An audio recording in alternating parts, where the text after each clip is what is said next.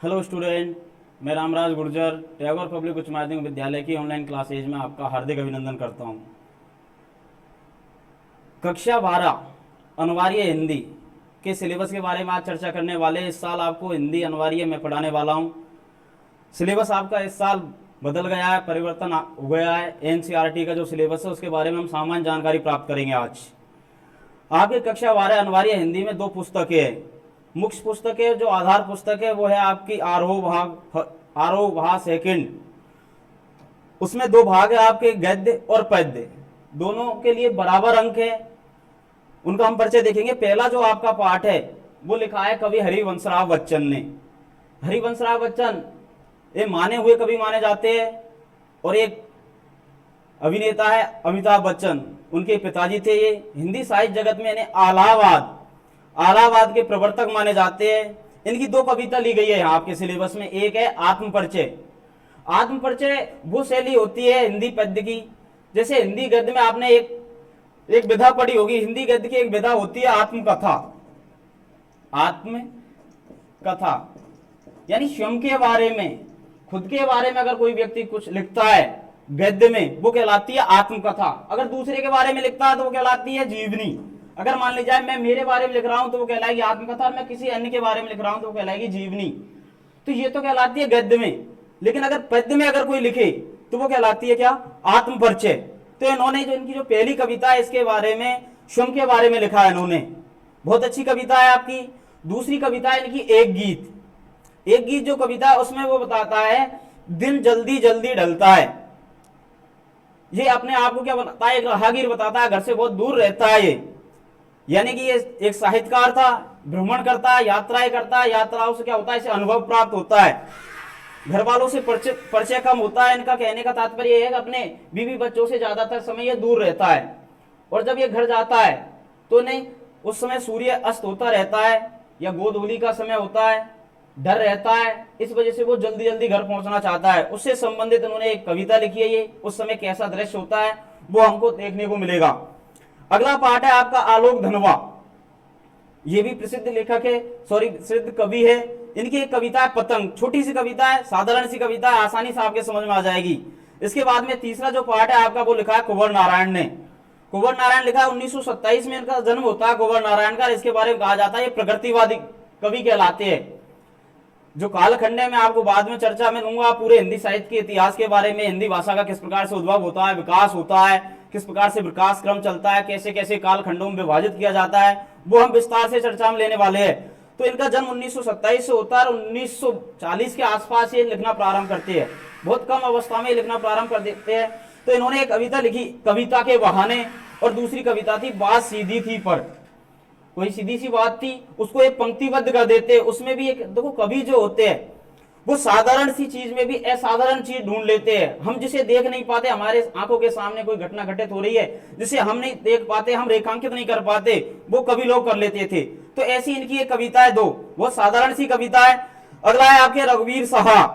इनके द्वारा लिखी गई एक कविता है कैमरे में बंद अपाहिज। बहुत लंबी कविता है और इस पर ये व्यंग शैली में लिखी गई है। जैसे हिंदी गद्य में एक विधा होती है जिसे हम बोलते हैं, आपने पढ़ी होगी कई बार, व्यंग। हरिशंकर परसाई व्यंगकार माने जाते हैं। व्यंग विधा को प्रकाश में लाने का श्रेय हरिशंकर परसाई को जाता है। व्यंग वही होता है जैसे आपने कभी पढ़ा हो, सूरदास का भ्रमर गीत पढ़ा हो, गोपिया और उद्धव जी के बीच जब संवाद होता है तो गोपिया जिस प्रकार से व्यंग करती है, ठीक उसी प्रकार से इसमें भी क्या किया गया? व्यंग किया गया। व्यंग किस पे किया गया? जो टीवी रिपोर्टर जो होते हैं, आपने देखा होगा, जो रिपोर्टर होते हैं माइक लेकर जाते हैं तो ऐसी स्थिति में पहुंच जाते हैं, कोई व्यक्ति डूब रहा है, जल रहा है, परेशान है, और उसके सामने मुंह के माइक लगा देते हैं और उनसे तरह तरह के विभिन्न प्रकार के सवाल जवाब किए जाते हैं, न कि उस व्यक्ति की सहायता की जाती है। तो ऐसी एक कविता, ये व्यंग्यात्मक शैली में लिखी गई कविता है। अगला है आपका कवि गजानन माधव मुक्तिबोध। इनकी एक साधारण सी कविता है, सीधी कविता है, ये सहर्ष स्वीकारा है। अगला है आपके शमशेर बहादुर सिंह। इनकी कविता लिखी गई है उषा। उषा बोलते हैं हम प्रातःकालीन दृश्य को।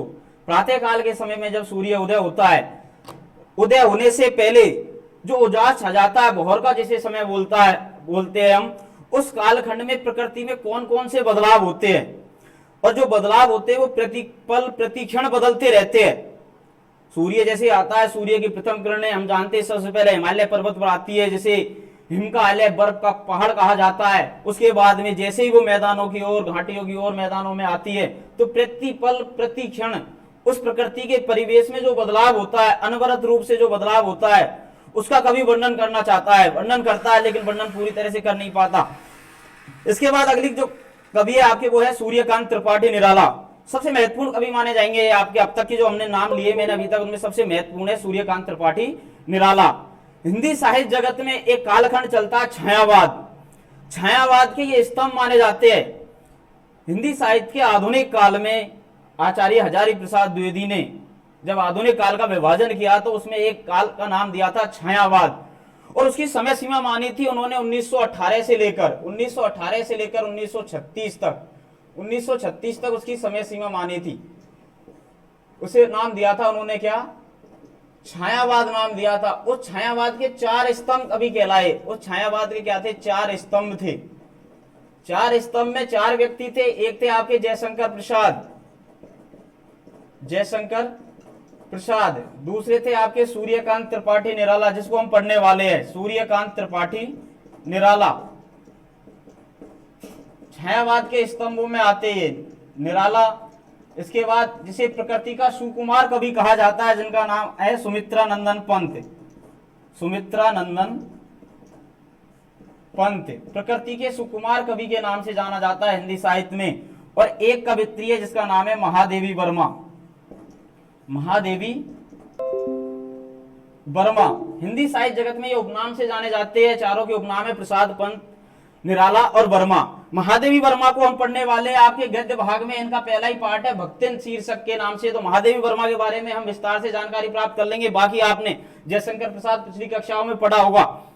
तो सूर्यकांत त्रिपाठी निराला, इनकी जो कविता है वो है बादल राग जो कविता है इनकी एक रचना थी, छायावादी रचना थी, जिसका नाम था अनामिका रचना के 6 भाग थे, और 6 भागों में इन्होंने बादल को संबोधित करते हुए जो कविता है आपकी वो कौन सी शैली में लिखी गई है, संबोधन शैली में।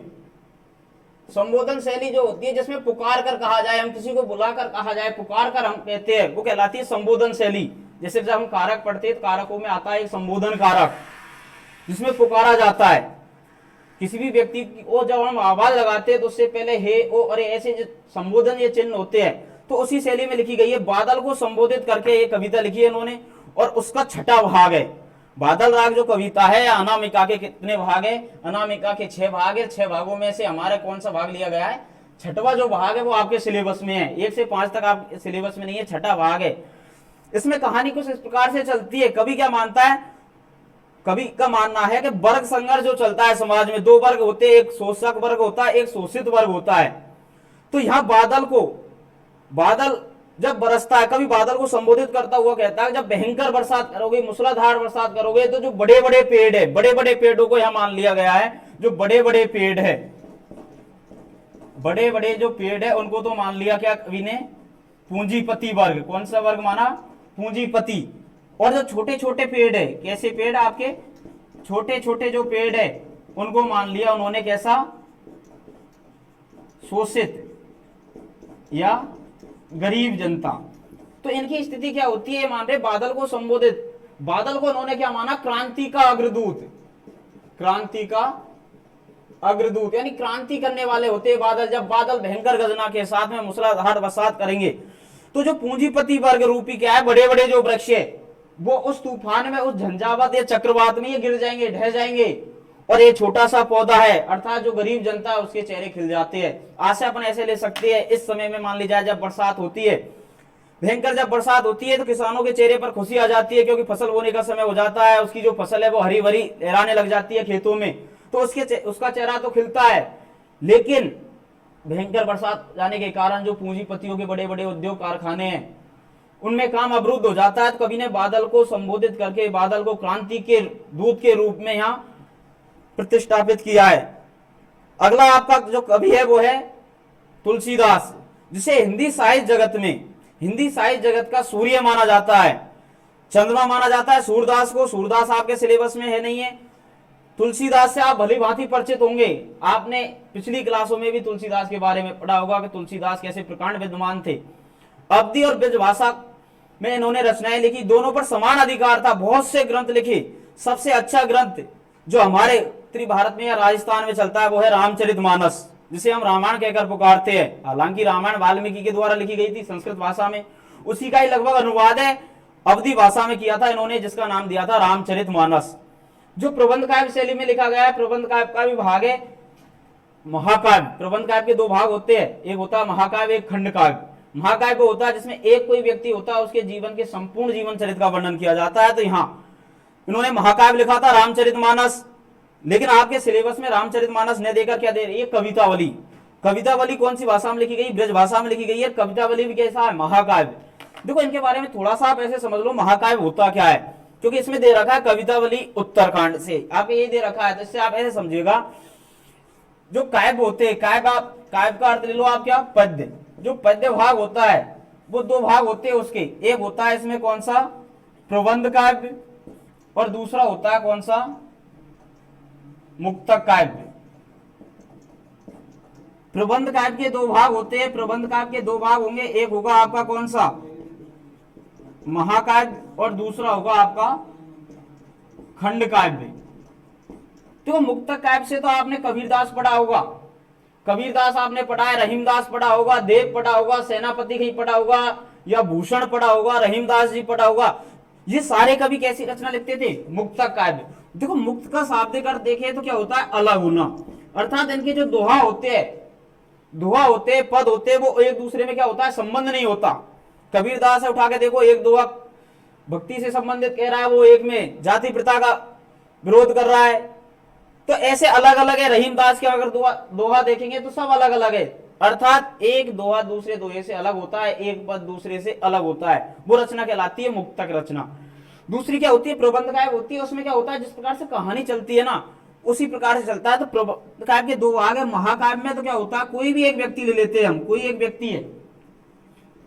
एक व्यक्ति है, व्यक्ति के संपूर्ण जीवन चरित्र, व्यक्ति का क्या होगा, संपूर्ण जीवन चरित्र का वर्णन होता है, जीवन चरित्र का वर्णन होता है। जैसे रामचरितमानस जब हम पढ़ते हैं तो रामचरितमानस में भगवान श्री राम के संपूर्ण जीवन चरित्र का वर्णन है।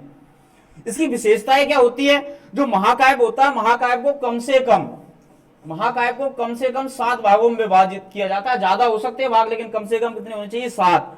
सातों भागों को या तो क्या दे दिया जाता है, सातों भागों को अगर नाम नहीं देते तो अध्याय कहकर पुकारते हैं, अध्याय नहीं देते तो मान लीजिए उनको कोई न कोई क्या दे देते हैं, शीर्षक कह सकते हैं हम, या उनको क्या कह सकते हैं, अनुच्छेद कहकर पुकारा जाता है, या परिच्छेद कहकर पुकारा जाता है, ऐसे पुकारा जाता है। रामचरितमानस के संदर्भ में अगर देखे तो प्रत्येक भाग को क्या दे रखा है, शीर्षक दे रखा है। और शीर्षक क्या था आपका, जैसे आपको दे रखा है उसमें बाल कांड है, अयोध्या कांड है, लंका कांड है, सुंदर कांड है, किष्किंधा कांड है, अरण्य कांड है, तो ऐसे क्या दे रखे, शीर्षक होते हैं। तो ऐसे ही कवितावली क्या है, एक महाकाव्य रचना है, और उसका जो उत्तर कांड है उस जगह से क्या लिए गए, आपके दोहा और चौपाई लिए गए हैं। ब्रजभाषा में लिखी गई रचना थी तो उस जगह से कुछ अंश लिया गया है, उत्तरकांड भी पूरा नहीं है, उत्तरकांड से, कवितावली के उत्तरकांड से कुछ अंश लिया गया है। दूसरा लिया गया है लक्ष्मण मूर्छा और राम का विलाप, ये रामचरितमानस में से लिया गया। जब भगवान राम लंका पर आक्रमण करते हैं, लक्ष्मण जी की शक्ति लग जाती है, लक्ष्मण जी मूर्छित अवस्था में होते हैं, तो उस समय भगवान श्री राम की मनोदशा का वर्णन किया गया है। उस मनोदशा से संबंधित किस प्रकार से वो विलाप करते हैं, हनुमान जी या सुग्रीव या उस समय विभीषण थे, उनके सामने किस प्रकार से वो विलाप करते हैं, लक्ष्मण को किस प्रकार से संबोधित करते हैं, किस प्रकार से वो दुखी होते हैं, वो सारी चौपाई दोहा सपैया या कवित्त छंद में जो लिखी गई रचना है वो आपके कुछ अंश लिया गया है यहाँ। अगला पार्ट है आपके फिराक गोरखपुरी के द्वारा लिखी गई है रूबैया। फिराक गोरखपुरी के द्वारा क्या लिखी गई है, रूबैया लिखी गई है। रूबैया होती क्या है, उर्दू और फारसी की एक छंद है। उर्दू और फारसी जो भाषा है, और हम जानते हैं हमारे देश में अंग्रेजों के आने से पहले मुगलों का अधिकार था, और मुगलों के अधिकार के कारण या मुगलों के राजकाज की जो भाषा थी वो अरबी और क्या थी, फारसी भाषा थी, उर्दू भाषा चलती थी। तो उसी से मिलती जुलती उसी भाषा में लिखी गई एक छंद का नाम है। जैसे हमारे छंद पढ़ते हैं, हम हिंदी भाषा में अगर छंद पढ़ते हैं तो हिंदी भाषा में छंद का नाम आता है क्या, आपने पढ़ा, रामचरितमानस लिखी गई है चौपाई छंद में, आपका दोहा छंद होता है, आपके कवित्त छंद होता है, जैसे दंडक छंद बोलते हैं कवित्त। इसके अलावा अगर देखते हैं तो आपने नाम सुना होगा सोरठा छंद होता है, आपके सवैया छंद होता है, ये क्या होते हैं? छंदों के नाम। तो ये तो कौन सी भाषा में? हिंदी भाषा की छंद है ये।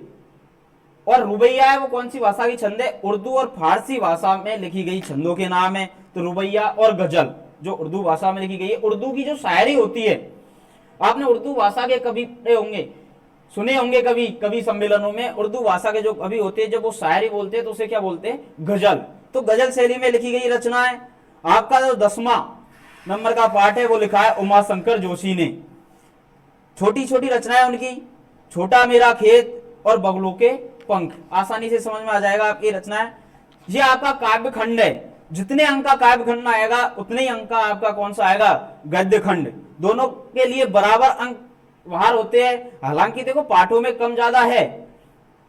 गद्य खंड में हम देखते हैं तो पहला पाठ है आपका महादेवी वर्मा के द्वारा लिखा गया पाठ है। महादेवी वर्मा के द्वारा लिखा गया पाठ है भक्तिन। महादेवी वर्मा ने एक पाठ लिखा है जिसका नाम है भक्तिन। महादेवी वर्मा के बारे में मैंने अभी बताया था आपको। महादेवी वर्मा छायावाद की क्या कहलाती है? प्रसिद्ध कवियत्री। देखो आप ऐसे तो सब जानते होंगे, ऐसे तो कोई कंफ्यूजन होगा नहीं कि कोई भी आदमी, कोई भी पुरुष अगर मान लीजिए गद्य भाग लिख रहा है तो वो कहलाएगा लेखक। कोई भी आदमी है, आप कोई भी आदमी या फिर अपन ले सकते हैं कोई भी पुरुष, अगर वो किस में रचना कर रहा है? गद्य में क्या लिख रहा है? वो रचना कर रहा है तो उसे हम क्या कहकर पुकारेंगे? लेखक। अगर कोई आदमी या पुरुष किस में रचना कर रहा है? वो पद्य में या काव्य लिख रहा है तो उसे हम क्या बोलेंगे? कवि। ठीक स्थिति ऐसी होती है अगर मान ली जाए कोई औरत है, औरत या कोई महिला है, अगर वो रचना कर रही है किसमें? पद्य भाग में रचना कर रही है तो उसे हम क्या बोलेंगे? कवित्री। और अगर वो किसमें कर रही है? गद्य में, तो उसे हम बोलेंगे क्या? लेखिका। ये चीज मैंने इस वजह से लिखी है क्योंकि मैंने अभी आपको जानकारी दी थी छायावाद के बारे में। तो छायावाद जो रचना है, छायावाद सारा संपूर्ण काव्य कौन से भाग में लिखा गया था? काव्य में या फिर पद्य में। तो उस समय महादेवी वर्मा को हम लेखिका ने कहकर क्या पुकार रहे थे? कवित्री। यानी छायावादी इनकी जो रचना है बहुत अच्छी अच्छी रचना थी इनकी। नीरजा, रश्मि, निहार, यामा पे इनको साहित्य अकादमी ज्ञानपीठ पुरस्कार मिला था। लेकिन इस जगह महादेवी वर्मा का जो रूप उभर कर हमारे सामने आएगा वो गद्य लिखा है, इस वजह से महादेवी वर्मा को हम क्या बोलेंगे? लेखिका। महादेवी वर्मा ने क्या लिखा? भक्तिन। भक्तिन जो आपके पाठ का शीर्षक है, वो जो विधा अगर देखते हैं हम हिंदी साहित्य में, तो हिंदी साहित्य में एक विधा होती है जिसका आपने नाम सुना होगा, जिसे बोलते हैं हम संस्मरण। संस्मरण विधा वो होती है जो हमारे बचपन की, हमारे जीवन की, काल की कोई घटना हो उसे हम याद कर कर ऐसे ही पंक्तिबद्ध लिख दे ज्यों का त्यों, तो वो कहलाती है संस्मरण। और अगर लिखते समय जब उस रचना को लिखे पाठक गण के हृदय में एक चित्र बन जाए तो वो कहलाता है क्या? संस्मरणात्मक रेखा चित्र।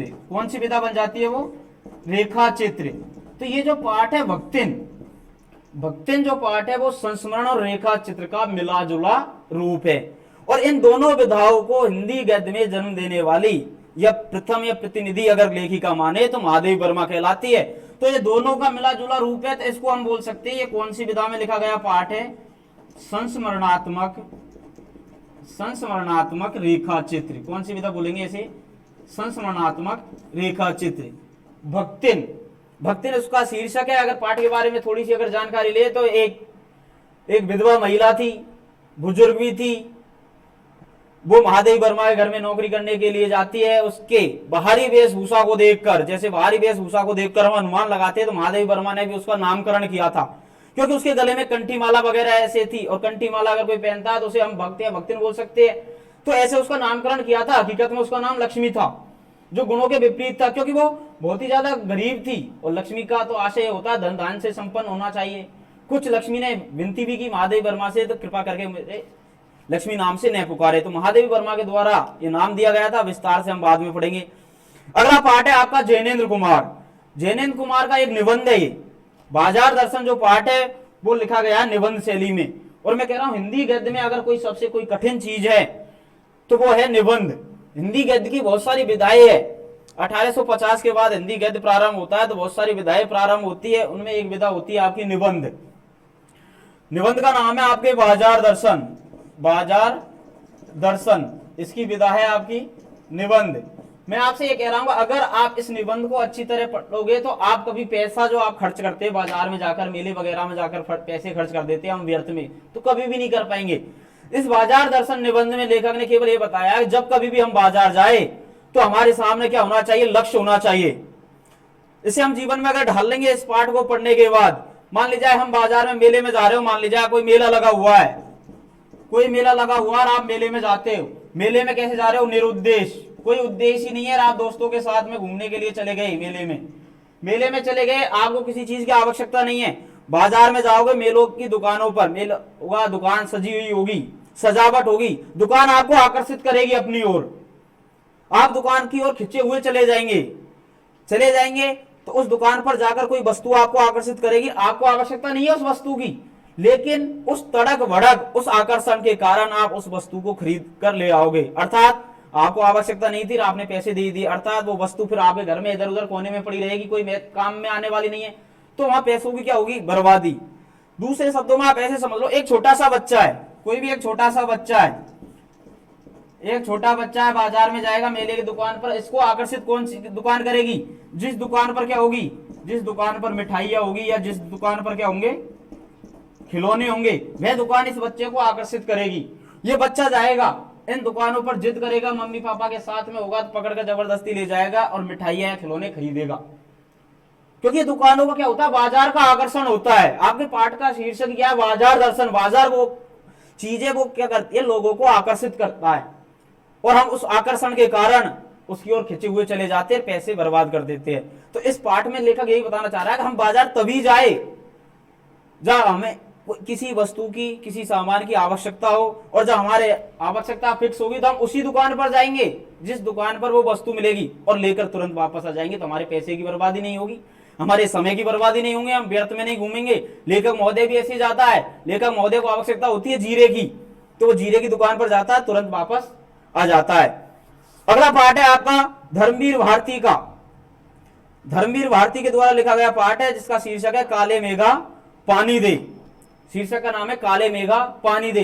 ये गाप में जो किंवदंतियां होती है, आपने देखा होगा, हम कुछ ऐसी चीजें करते हैं, ऐसे क्रियाकलाप करते हैं वर्षा बुलाने के लिए। जैसे मान लीजिए वर्तमान समय में आप देख रहे हो हालत, बरसात नहीं आ रही है, बरसात नहीं आ रही है, तो गांवों में क्या होता है, शिवलिंग होता है, शिवालय होता है, उस पर अनवरत रूप से 24 घंटे के लिए जल चढ़ाया जाता है, भोले बाबा के ऊपर जल चढ़ाया जाता है। उससे ऐसा माना जाता है भोले बाबा प्रसन्न होकर बरसात कर देंगे।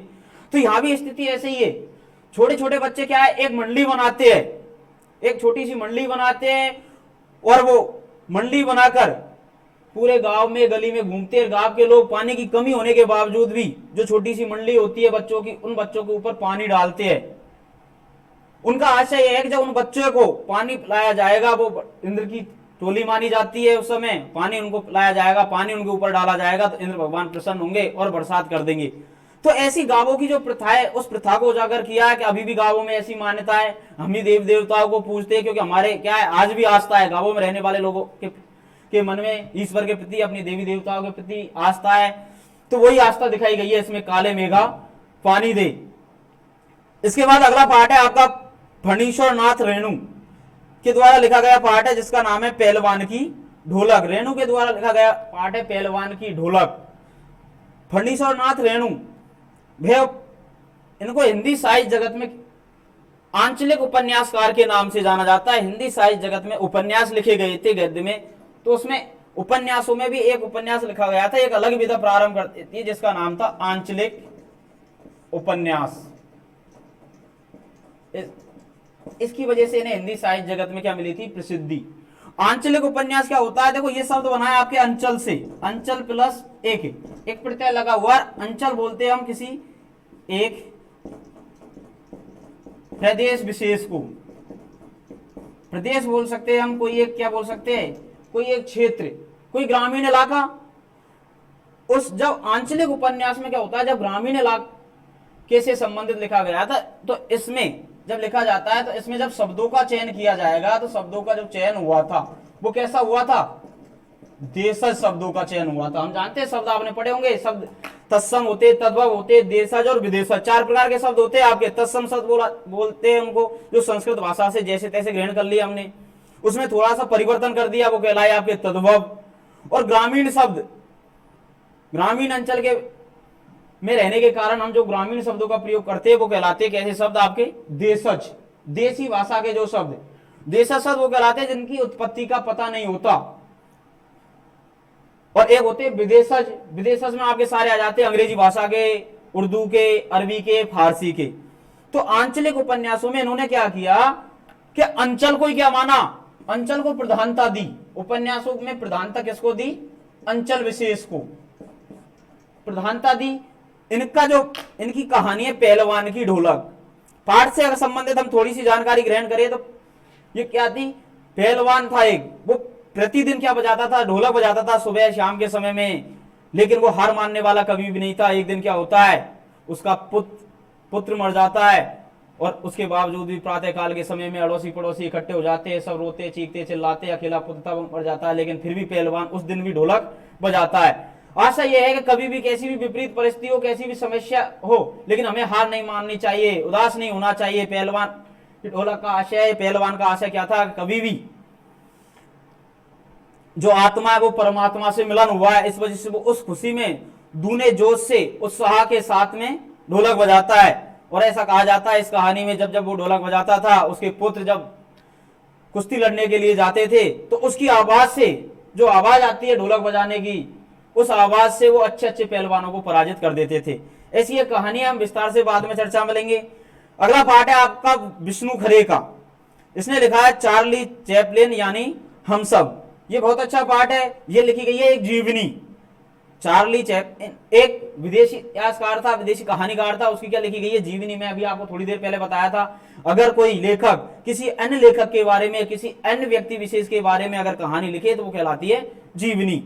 तो यहाँ किसने लिखी है, ये विष्णु खरे ने लिखी है। चार्ली चैपलिन के बारे में लिखी है तो कहलाएगी जीवनी। अगर मान लीजिए विष्णु खरे स्वयं के बारे में लिखता तो कहलाती आत्मकथा। जैसे हमने देखा था, पहला पाठ हमने भाग में देखा था, हरिवंश राय ने अपने स्वयं के बारे में लिखा, तो पाठ का नाम क्या बना, आत्म परिचय।